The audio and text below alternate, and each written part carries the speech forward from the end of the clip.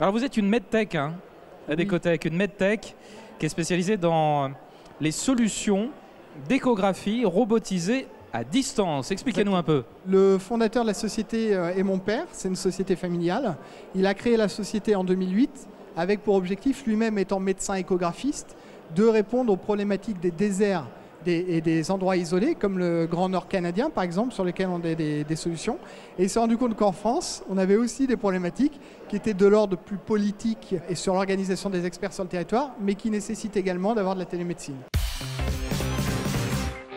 Nous, aujourd'hui, on a mis au point le premier robot de télééchographie. On a une solution qui est unique au monde et qui permet en fait de répondre à toutes les problématiques de désertification médicale en imagerie. Donc on a un robot, un appareil d'échographie et un système de visioconférence qui vont être contrôlés à distance, à plusieurs centaines, voire milliers de kilomètres, par un médecin radiologue qui va venir déplacer le joystick qu'il a dans sa main droite.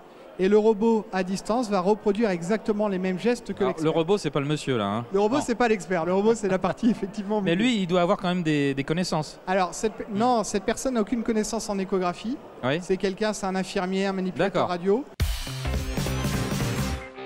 Toute l'intelligence du système, c'est de déporter l'expertise médicale à distance, mais en permettant au médecin de manipuler lui-même la sonde d'échographie sur le patient. D'accord. C'était il y a encore quelques semaines sur une femme enceinte à Vendôme, où on a un des plus grands experts américains qui a manipulé le robot depuis les États-Unis à UCLA, et il a fait une échographie cardiaque sur un fœtus en France à quelques 8-10 000 km de là.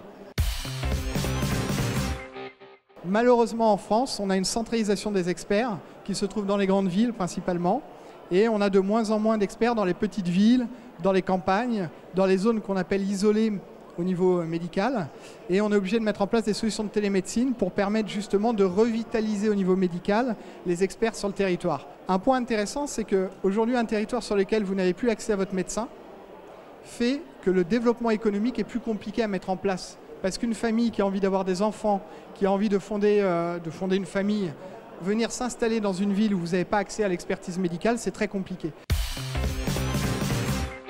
On est présent en Amérique du Nord, on est présent en Europe du Nord également. Toute la solution est française. Il y a les États-Unis qui sont très intéressants, et puis le nord de l'Europe. Et après, il y a énormément de marchés en Afrique et en Asie, mais qui sont plus compliqués d'accès pour des petites sociétés comme nous dans un premier temps, mais qu'on ira probablement chercher dans les prochaines années.